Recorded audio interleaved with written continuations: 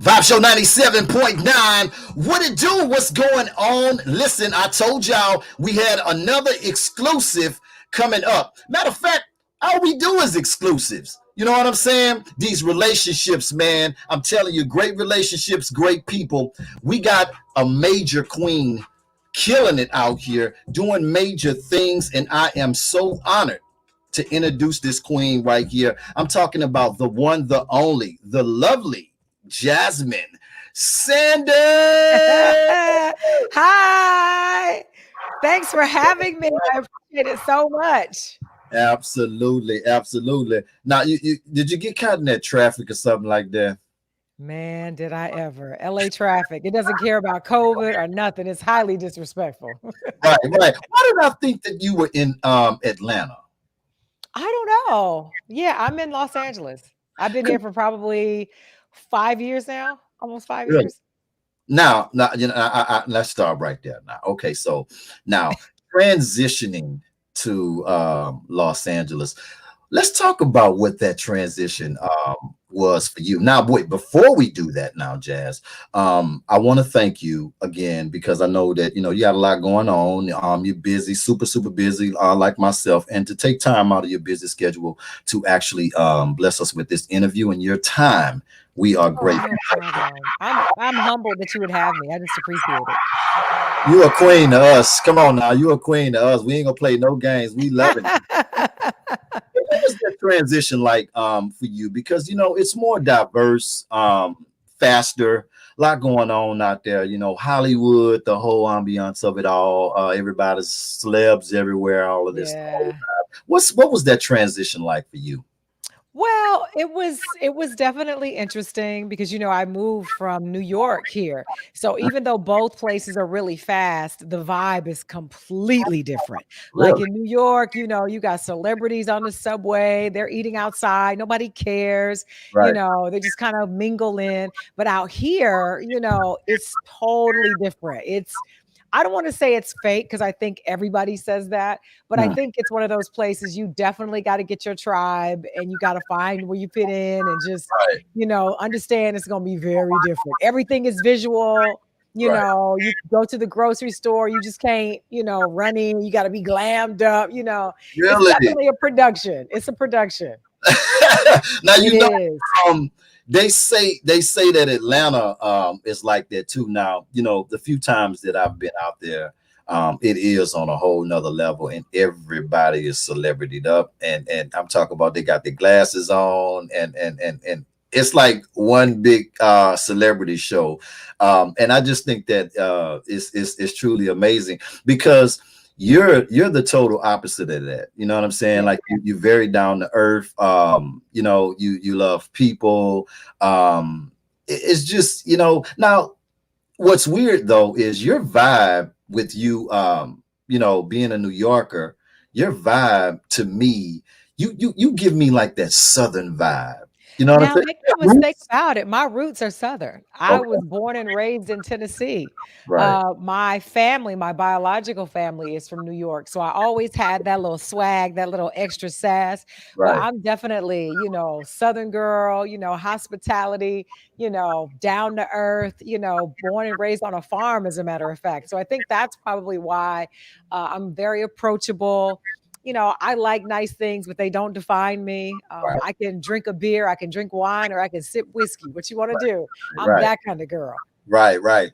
And that's what I think that's another one of the things that really attached me to your spirit when I was first introduced to you and your brand. I think that was one of the things that I kind of gravitated to the most because you kind of you gave me that vibe and I felt like I could connect with that even from a distance.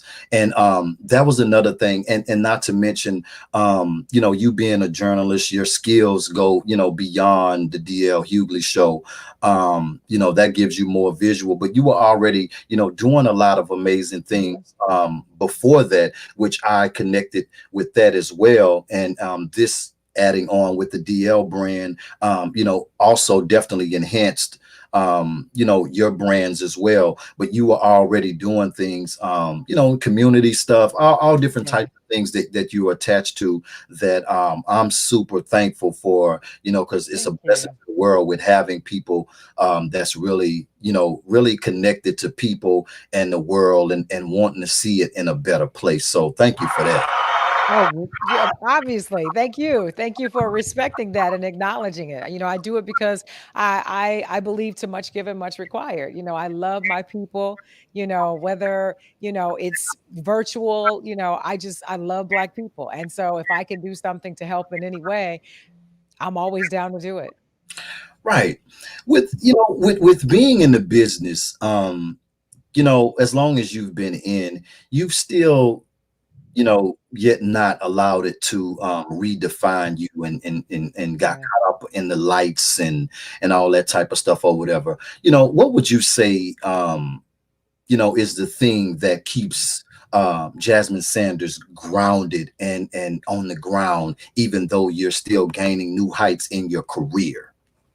I would say my super real friends and my family keep me grounded, and Right. they remind me where I came from. Not that I forget, but I think it's important that you surround yourself by people who tell you the truth and tell you when, your stuff stinks. I think that stuff is important. And so for me, it's about making sure that I don't forget where I came from, and I don't forget that just as quickly, well, even though I didn't gain it quickly, but just as I got it, I could also lose it. So my thing is, I'm no better than the next person. I may grind a little harder, but I'm no better than anybody else. Right. Would you say that being in the entertainment business was that always the vision for you? Because I know, your journalist skills are definitely tight. You know what I mean? And I admire that with being a journalist myself. You are one of the journalists that I do admire your style of doing it. I feel that it connects more with people. Like I say, with having that whole vibe and aura about yourself. But where you at today, in the game, was that always a vision for you, or things kind of happened along the way of the growth in your process on your journey? I knew exactly what I wanted to do pretty early on. I knew that it would involve doing something on stage. I didn't see it really in the way of radio, Right. but I always knew I wanted to be some type of entertainer. The problem was I couldn't sing. I couldn't really dance, but I figured I could do something. And it was a moment when I was in high school that I dressed up like Prince, and that pretty much propelled me. Uh, I think on my journey. So that when I went to college, I wasn't exactly sure what I needed to do, but Mm. one conversation with my academic advisor, and he was like, "You should talk for a living." And Right. so I was very clear in, I wanted to be a journalist. I wanted to be like Barbara Walters. I wanted to be a news anchor. And I got into TV. The news side of it was a little too real for me in terms of having to cover stories about, children dying or people losing everything and speaking about it in such a cavalier way. And I could not forget about it. And it was just too much for me. So I made the decision to do radio instead because I knew I could maintain my journalistic integrity. I Right. can tell a story, give you all the facts, and still be funny. And I figured, this would be a good way to make a living, and it has been. I absolutely love it. So it doesn't feel like work, although I put a lot of work into it. I'm one of those people that I dig more, and I keep digging until I get to the bare bones facts of it, as opposed to the headlines, which is, I think, kind of popular at the moment, thanks to social media. Right.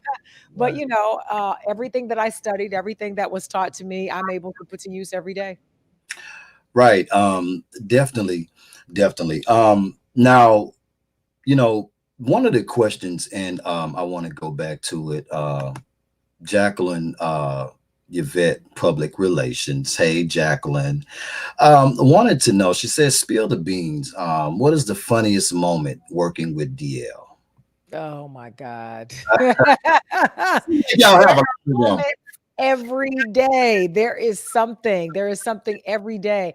Either it is, you know, him remembering the most random, odd facts that you'd never think that he would know, to, him mispronouncing a word and me trying to correct him and him swearing that he's right, or Right, right, he'll tell me these grandiose stories about having quail at the Waffle House. And I'm like, I'm a Southern girl. You know what I know for a fact? They don't sell quail at the Waffle House. right. Like it's just always something with him. It's always something. And I'll tell you this, it's interesting because people think that he's always serious and buttoned up and, angry about, political upheaval or injustices, but Right, he's really a funny, caring, sensitive, not overly sensitive. Let me straighten that out because we'll fight about that tomorrow. right. Um, but he's really an amazing guy. He knows so much. Like, he can say something stupid like, "Do you know that there's a certain beetle in Africa that's named after a Z?" Just something crazy. I'm like,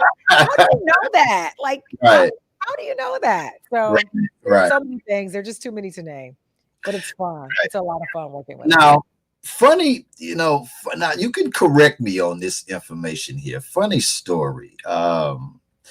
You and DL didn't vibe at first. When you were up for, when they was trying to add an addition uh, Uh, to the show, you and DL kind of bumped heads a little bit at the beginning, but you stood your ground though. I did, I did, I did, I did. It's so many times. About that.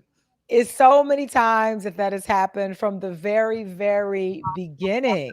Like, when we first met, they were telling me they wanted to do this show with DL Hughley, and, they wanted me to be the co-host. And I was like, I don't even know that he likes Black women or gets along with Black women. And I'm a Right, strong personality. So I was like, I don't know if that's gonna work.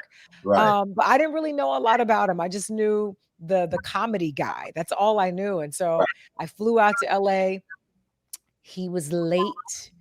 I was mad that he was late, but we got through that. I ordered champagne and drank it till he arrived. right, And right out the gate, he was like, "You're not the person that I really want." And I was like, "Well, you should go after who you want." Like, right, right, it wasn't really a bump heads. It was kind of like he was telling me what he wanted. And I said, "Well, I think you should fight for that, because if the show was going to bear your name, uh, whether it lives or fails will all be on you. So make sure it's all you."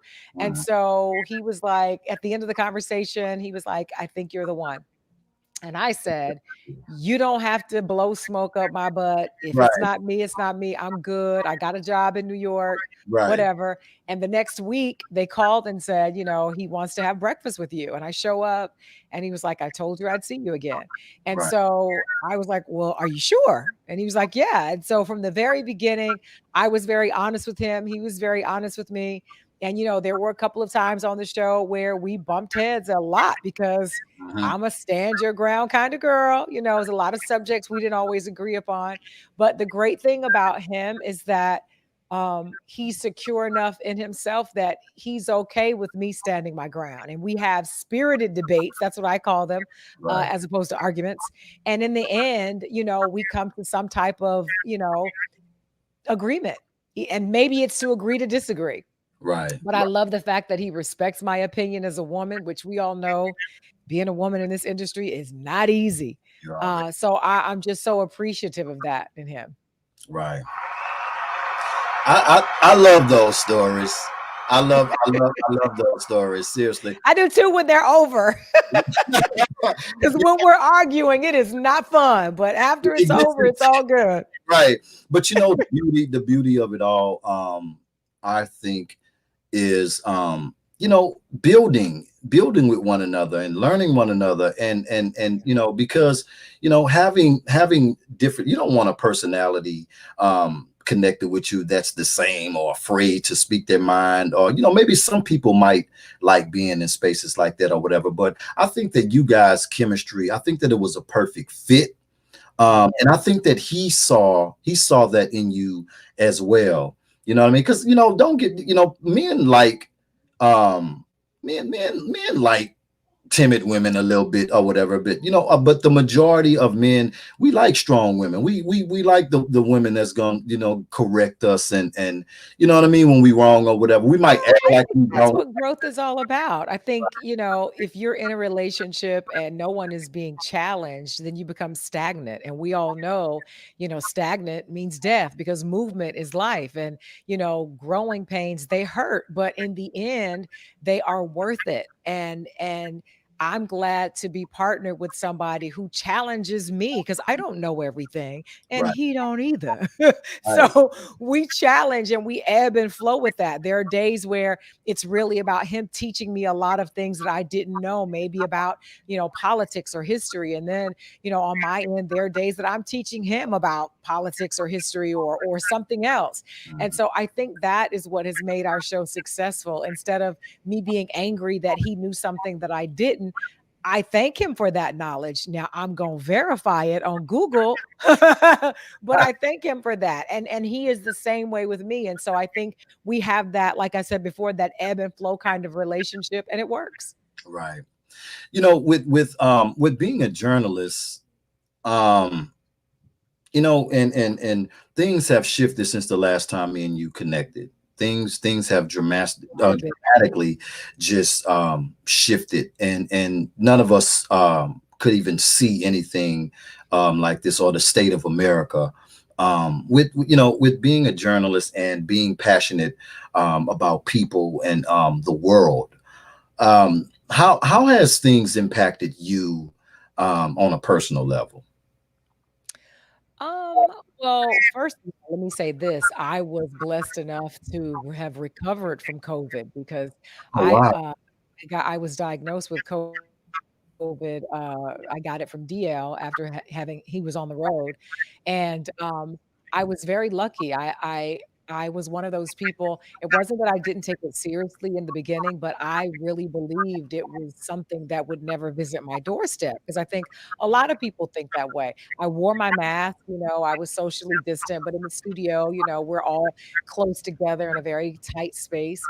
And I just never thought I'd get it. I was asymptomatic, didn't know I had it, and the only reason I went to get tested was because, DL had turned up positive, and I mean, it had been days since he had been positive, and who knows how long I had been walking around with it, but I had it, and I had no symptoms. I felt fine, so when they told me that I was positive, I was floored, and I couldn't believe it, and so now I look at all of these people who refuse to wear masks, and I think about, we're already over 1 million cases diagnosed in Texas alone, and over 250,000 deaths already, and Right. just these people who are not taking it seriously. I was lucky enough that, I came out unscathed. I did lose my sense of smell. I was a little tired, but that was pretty much it. I was able to recover completely, but I think about the people who've lost family members and loved ones, and I think to myself, how can you know the things that you know? Even if you don't want to believe what you see on TV, just do your own research. And if you don't want to wear a mask for yourself, wear it for the protection of other people. So for me, it's just hard to believe that all of the information out there, that people still believe that it's a hoax. Right, right. You It's know, crazy. it really, really is. And you are, as well as DL. You guys. I like the fact that you guys y'all stay tapped in with everything that's going on, and y'all always posting things to bring awareness of all of the lot of the things that's going on out here with social injustice. You know, uh, I just feel like we're in a space where the world is being divided. Um, Yeah. and I don't know, because that's a dangerous game to play, and it's sad to see people buying into it because 4 years ago, we're always gonna have things that's going on in the world or whatever, but I can honestly say that I don't think it's ever really been this bad. Would you agree? Yeah. I do agree. And I question myself, is it that we just didn't see it? Right. And now that we have camera phones and social media and what used to take months before it would get from one coast to the other, now we know in a matter of milliseconds. Right. I'm not sure, but I do believe that there is a seismic shift even in the atmosphere. I feel as though there is a darkness that's hanging that I used to not feel. And I don't know if it's because I know it's there. Even the way we treat each other is different. I've never seen so much vitriol and so much hate Right. that's played out before our eyes. And I can only imagine what our children are thinking because they have to survive in this world with a childlike mind and try to understand, why are things so different because of the color of someone's skin. And you would think that the problems that we were experiencing in the 70s and the 80s and the 90s, we wouldn't still have Right. going into 2021. Exactly. It's like we could figure out how to send a man to the moon. And also now they're talking about, I read the other day where Elon Musk is trying to come up with an Uber way to send people to the moon. So we can What? do that, but we can't figure out how to get rid of racism or how to Uh, make things work. What about police brutality and Come on. all of the other social injustices? It just makes no sense to me. Come on. See, and that's what I'm saying. And that's what kind of have me in a mental space where I'm like, are they strategically doing this? Yeah, I Are don't I is this strategically planned? I'm sorry. Is this strategically planned or like what, because I'm into thinking like that. I don't think I don't just think things are not possible, and I'm right. not a huge conspiracy theorist, but you know, I don't think that they just Anything is possible. everything is a lie. You know what I'm saying? Right, right. No, anything is possible. It's just, I don't know. I just think, the best thing you can do is stay prayed up, stay positive, take care of your friends and your family and your circle, keep all those people close, you know, and just grind every day at trying to make sure that you're trying to, create generational wealth so that your babies will be okay and their babies will be okay long after we're gone. Right, right. Absolutely. Another thing too with your community work. You're very passionate about so many different things. What would you say is the thing that you're most passionate about though? The thing I'm most passionate about is foster care awareness, Mm, that and adoption. right. Probably because of my own story, having been given away at birth and placed in foster care and had gone through 4 families before I You. found my forever home. Yeah, Ooh. Oh yeah. my God. And Hold so on. This is an exclusive right here. Come on, Jazz. it's true. It's 1,000% true. And so for me, I recognize that, you know, it could have not ended that way. It could Mhm. have been that I, stayed in a foster care system and aged out, and where would I be if that had happened, Right. It's true statistically that the older you get, the less adoptable you become because parents who want to adopt babies, they don't want to adopt children. Right. And so, for me, it's trying to bring awareness to the community that there's so many black and brown babies that are left in the system because we're the last ones to be adopted. And Right. so, I've made it tried to make it my life's work to speak about it as much as I can, to let people know that we're bruised, but we're not broken. And so that's why I went on to create the campaign hashtag adopted and winning. I think just because you're adopted, it doesn't mean that it's some kind of scarlet letter that you carry for the rest of your life and somehow it makes you unworthy of anything great and valuable. I think just because you're adopted doesn't mean you can't win. And I'm a perfect example of that. Right. Absolutely. I love the sound effects. I love the claps. Keep it all the way vibed out over on this side right here. You know what I'm saying? I like the vibe of it all. You know, fashion. I'll be checking out your styles too. You be styling on them. Hairstyles. You be busting out the fashion on them. How into it are you? Your appearance, and how important is that to you on the level that you're on? Because, like you said, you don't have to always have Louis this and Gucci that and all that stuff or whatever. I think that you the type that you be putting things together. I do. Make it I look. believe that I think once you become a slave to fashion and a slave to designers, Yeah. I think that you are no longer your own. I think personal style is supposed to be that. It's supposed to be personal. So Mhm. it's supposed to be a reflection of who you are, your personality, how you feel. So it doesn't matter if it comes from Target, if it comes from Givenchy or whatever. I Right. think that it's really all how you feel. So I am the kind of girl that I will rock some jeans that I got from Target with a dope Gucci shirt and a pair of Stella shoes, or some bamboo earrings from the hair store for 4.99. Right. That's the kind of girl I am. If I like it, I buy it and I wear it. I don't care, if it's expensive or if it's inexpensive. If it looks good and I like it, but I certainly wouldn't buy something just because it has a designer name on it. I think that's so stupid.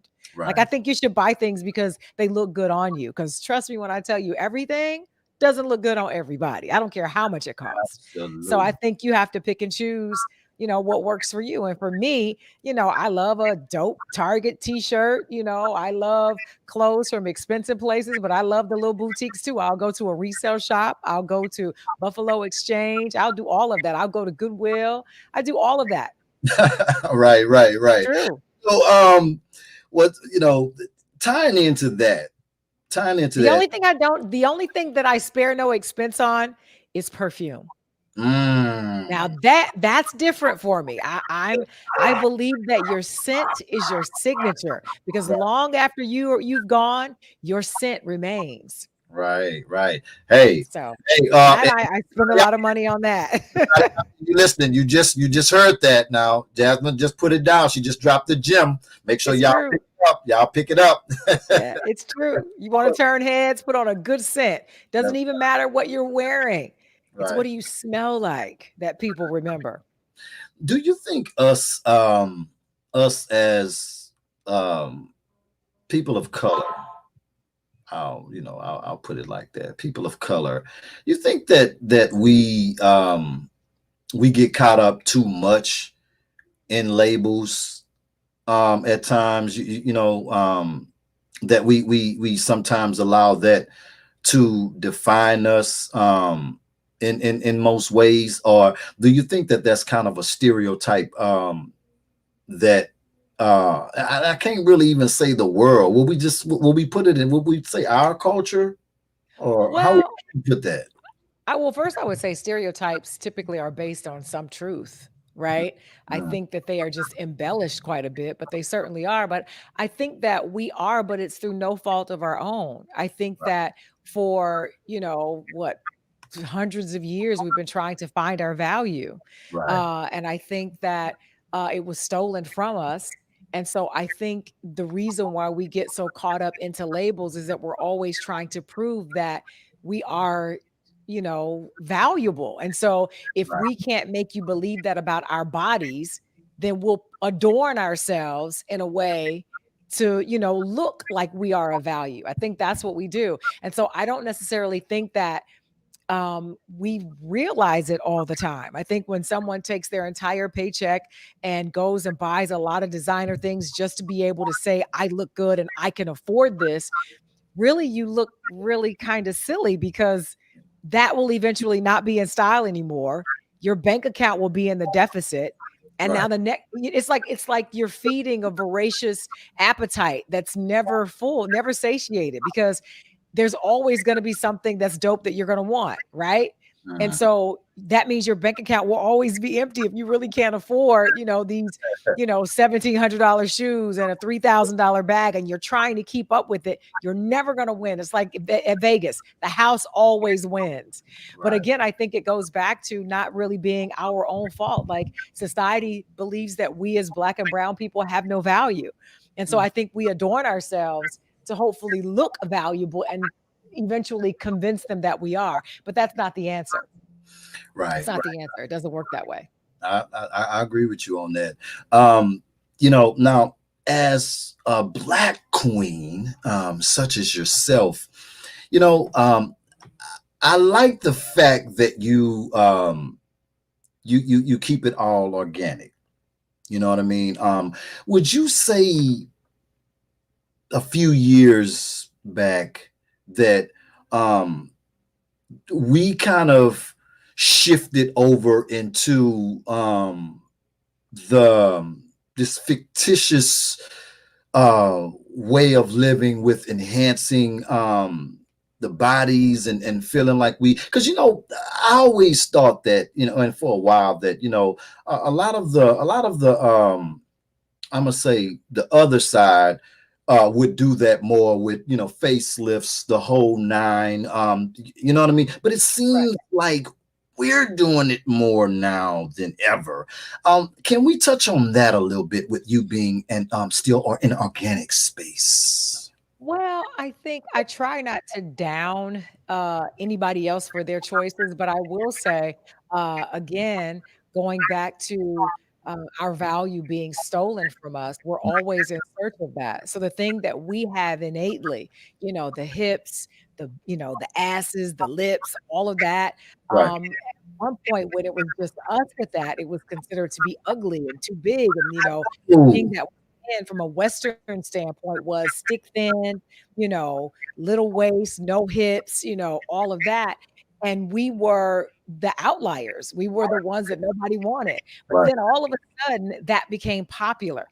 And we felt that it wasn't enough that we already had it because now what made it popular was fake, right? Because they overdid. I don't want to say the Kardashians, but something like that. right, They kind of made it almost like a Barbie doll where no one's really born like that. Very few people are really born like that. right. Aesthetically, it just biologically, it doesn't even seem possible. And so rather than be okay with where we are, Hmm. now try to live up to where they are. And it doesn't make sense. It's like, okay, well, we are already you see my dog, where we are already born with hips. Like, I'm probably the hippiest person I know, but I think that, we have got to get back to being comfortable in our own skin, and I personally think that we're on a wave of that. I think Black is in right now. Black is beautiful, and it's always been beautiful. I think we're just now beginning to see it, and I don't think that you're gonna be able to turn us back.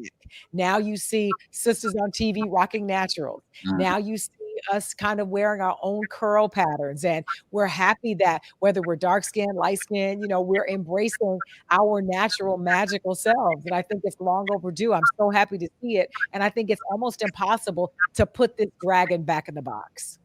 Oh, Yeah. absolutely. You know, that's why I love talking to you because your mind, you know what I mean? It's expanded. It's not just in this little box or whatever. And we can talk about so many different things. Um, you know, how does Jasmine Sanders how do you stay how do you don't get caught up in the hype of Hollywood and living a celebrity life because you are a celebrity. That's just that's um you might not think that you are, but you are a celebrity. And people see you all the time, and how do you just stay in that pocket in that space to not just really get caught up? What are some of the things that you do to just protect yourself from the business, because the business can swallow you up, Yes, it can, absolutely. Well, first of all, I always remember I'm Joe Boy's daughter. that. I Mhm. remember where I came from. I remember the journey that it took to get me here, and I remember the person that I was when I wasn't, living the kind of life that I am now. And, I was born and raised on a farm. I lived a simple life, and I learned very early on that the simple things brought me the greatest joy. And I don't know, I think I just keep that school of thought that all of these fancy things, and I'm not gonna lie and say I don't like them, I do, but again, I just don't allow them to define me because the one thing that I do know is the one thing you can't take away from me is me. Mm, You could take away my job, you could take away, all of my clothes and my bags and jewelry. All of those things can be taken from me. So why would I put my joy and my sense of purpose and my sense of who I am into something that that could be taken away? Like that doesn't even make any sense. So right, I always remember the best place to keep my joy and to keep myself is within myself. I can invest in that because you can't take that from me. right, Everything else can be taken. Everything else can be taken. Whether someone breaks in and steals it all, and then what am I? If I'm defined by the car that I drive and somebody steals it, now what? What am I now? But right, if I am me, authentically me, the good and the bad, what can you do about that? You can love me, you can hate me, whatever, but I'm still here. right, right. Absolutely, absolutely. I love that answer. I love the way you break things down. Now, what can we look forward to in the future? Like, if whenever things get back to any form of normalcy that we all know, um, Uh, what what could you drop on us as far as new projects? What can we mm. look forward to? Well, I'm working on several things. I'm working on a beauty line. I'm working on a cosmetic store. I'm working on a book. I'm working on a podcast and a video podcast called Don't Tell Me to Shut Up, which means exactly what it says. I'm working on a couple of production deals. I got a lot of stuff working. I'm really excited about it. So 2020 was a wash, but in many ways, I think it was a blessing because I think it allowed us to sit still and to be focused. And for those of us who felt that our lives were going in the wrong direction, this was an opportunity for you to press reset and to just kind of gather your stuff and be ready for the next year. Absolutely, absolutely. Yes. Listen, you already know one thing. Whenever those things are getting ready to roll out, and I don't want to have to come to LA and hunt you down. I'm serious. Now I had to come and get you again. Now you know what time it is. Now you got to Yes. come back I on. got I you. want exclusive. Absolutely. Jazz. I'm serious now. And Absolutely. You got it. You got it. yeah, nah, because I like to keep my people connected, and they love you. A lot of people out here love you, and we want to stay connected. And any way that we could help you with promoting and pushing those products out there even more, um, I we want appreciate that so we much. I really definitely do. be Thank you. connected in the loop. We got Thank you you. so much. I appreciate you. Absolutely, Thank you. absolutely. You know it's love. Now, before we get out of here, um, let's put the social platforms and ways that people can connect with you on any type of level for advice or just to follow you and stay plugged in with what Jasmine Sanders brand has going on. So you can follow me on all social media platforms at I am Jasmine Sanders. The great thing that I can tell you is that I do go through my DMs and my social media. I do have a social media person, but I always follow through to make sure that the DMs are being returned and things like that. So if you have any questions or, if you just want to reach out and, get some advice about something or just say, hey, I tend to respond to all of them. I'm, As I'm many as Nah, she do. I can co-sign that. She do. I She's a can. real one. She's definitely a real. Yeah. And before we wrap up, you've been dropping gems the whole way. You're a gem dropper. That's definitely what you are to me. You're a gem dropper.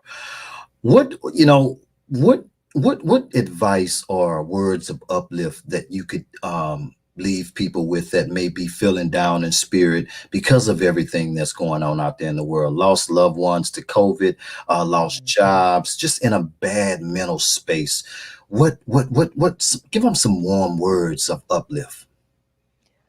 Well, the first thing I would say is I always remember what my grandmother used to say when I was growing up, and that is joy comes in the morning. Mm, And also, you have to count it all joy, even the the bad things. They may seem really bad in the moment, but there is a reason why you're going through a particular something. And sometimes the universe doesn't has been unsuccessful in trying to reach you in other ways. So sometimes the way that they get your attention is through something bad, but just know that it won't always be bad. And the most important thing is to always remember that hope floats. You just have to be willing to put it out there and ride that wave. Ride the wave. Oh, Mhm. I love that. I love that, Jazz. Listen, I want to thank you personally from the bottom of my heart. I love you so much. And for me, the Vibe Oh, team, thank you. eSource, Jacqueline Yvette PR, we just want to say thank you so much. You always come through for us. Thank you for blessing the show with your greatness. And we can't wait to get you back on here again. Thank you so much for having me. I appreciate it so much. I really do. You guys are awesome. You really are. We wish you more blessings and more success with everything that you got going on right now. Thank you. Thank you. That you gonna have going on in 2021, baby. It's the one and only Jasmine Sanders. We love you, Queen. Love you back. That was my special guest, the one and only Jasmine Sanders. You gotta love that queen right there. She is absolutely amazing. Thank you, and shout out to everybody who was on the live. We showed my special guest so much love. I'm gonna try to shout y'all out real quick before we get out of here. Vibe Show Casper, Jacqueline Yvette PR, Play T. Charles Johnson, Forbes Consulting. Who else we got on here right quick? Oh, let's see here. Tony Steele. Shout out to Tony Steele. Shout out to Naya Zori. Shout out to my girl. What's up? And everybody else that was on the live show. My special guest, so much love. I love y'all so much. Y'all continue to protect yourselves. Don't take that COVID for a game. Take it serious, man. Listen, follow. If you love this interview, listen, right now, go and subscribe. Hit that subscribe button, turn on those notifications, and follow the Vibe Show 97.9. Also, if you want to hear something like that, play T. Streaming 24/7, nothing but the hits right now. Want it all streaming right now on the Vibe Show exclusive radio website. That's www.thevibeshow979.net. If you want to hear more exclusive hits, if you want to find out who's the next exclusive guest coming up, or you just want to be in tune to the news of what's going on, y'all make sure y'all go follow our exclusive website. That's www.thevibeshow979.net. Also, rush over there to the mobile app store and download the Vibe Show 979 mobile app, available in the Google store. You can hear T-Dot, man, on your phone 24/7, man, along with a lot of more amazing talent streaming right now 24/7, bringing you nothing but the hits. Y'all make sure y'all go and follow me on IG. That's Kano the Don 2975. I'm the Vibe King. I love y'all. Y'all make sure y'all keep it safe. Not sorry. I'm out.